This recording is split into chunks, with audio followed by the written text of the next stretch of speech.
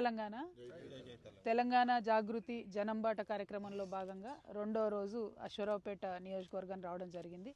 మరి అనేక ప్రాంతాల్లో పర్యటిస్తూ అక్కడ ఉండేటటువంటి దీర్ఘకాలిక సమస్యలన్నింటినీ కూడా చూస్తూ మేము వీలైన కాడికి ప్రభుత్వం దృష్టికి ఆ సమస్యల్ని తీసుకెళ్లి పరిష్కరించి తద్వారా ప్రజలకు మేలు చేయాలనేటటువంటి సంకల్పంతో ఈ యాత్ర చేస్తూ ఉన్నాము. ఇవాళ అశ్వరావుపేట నియోజకవర్గం అంటే మనకు తెలంగాణలో ఆయిల్ పామ్ పండించడానికి ఒక మోడల్ నియోజకవర్గంగా, మోడల్ రైతాంగంగా తెలంగాణ అంతా చెప్పుకునే పరిస్థితి.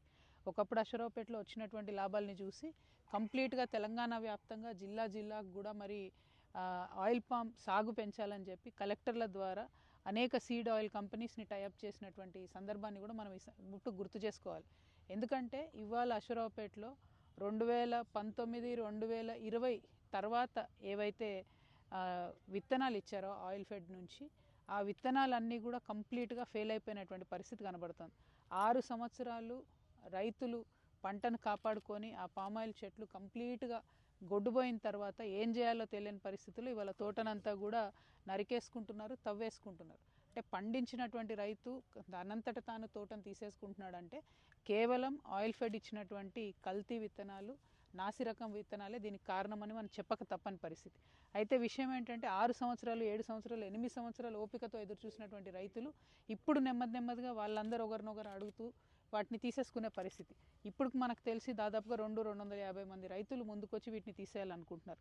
కానీ ఇంకా మనం కరెక్ట్గా వెరిఫై చేసుకుంటే తెలంగాణ వ్యాప్తంగా ఆ సంవత్సరాలలో 2020 నుంచి 2024 లోపల ఆయిల్ ఫెడ్ నుంచి ఇచ్చినటువంటి విత్తనాలు మరి ఎక్కడ ఇచ్చారో, ఎన్ని వేల ఎకరాలు ఇచ్చారో ఒక్కసారి చూసుకోవాలి. ఆ పంటలు ఎలా ఉన్నాయో చూసుకోవాలని చెప్పి నేను ఆయిల్ ఫెడ్ వారిని డిమాండ్ చేస్తూ ఉన్నాను. మీరు ఎన్నిసార్లు రైతులు కంప్లైంట్ చేసినా కూడా ఏమాత్రం కూడా స్పందించకుండా, ఏమాత్రం రెస్పాన్స్ ఇవ్వకుండా, ఒక సొల్యూషన్ అనేది దీనికి చూపించకుండా రైతుల్ని మభ్యపెట్టేటటువంటి ప్రయత్నం చేశారు. మీరు చేసినటువంటి అవినీతిని దాచిపెట్టుకోవడానికి, మీ యొక్క చేతగానితనాన్ని దాచిపెట్టుకోవడానికి రైతుల మీద నెప్పం నెట్టే ప్రయత్నం చేశారు. మేము రైతుల పక్షాన జాగృతి మాట్లాడుతుంది, నిలబడుతుంది.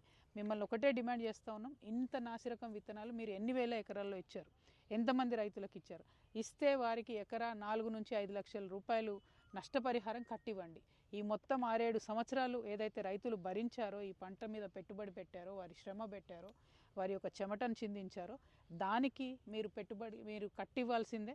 మీరు చేసినటువంటి మోసానికి రైతులకు కాంపెన్సేషన్ ఇవ్వాల్సిందే. అదేవిధంగా ప్రభుత్వాన్ని డిమాండ్ చేస్తున్నాను, ఈ 4 సంవత్సరాలు ఆయిల్ ఫెడ్లో నాసిరకం విత్తనాలు కొనడానికి ఎవరు రెస్పాన్సిబుల్, దాని మీద ఖచ్చితంగా ఎంక్వైరీ చేయాలని కూడా నేను డిమాండ్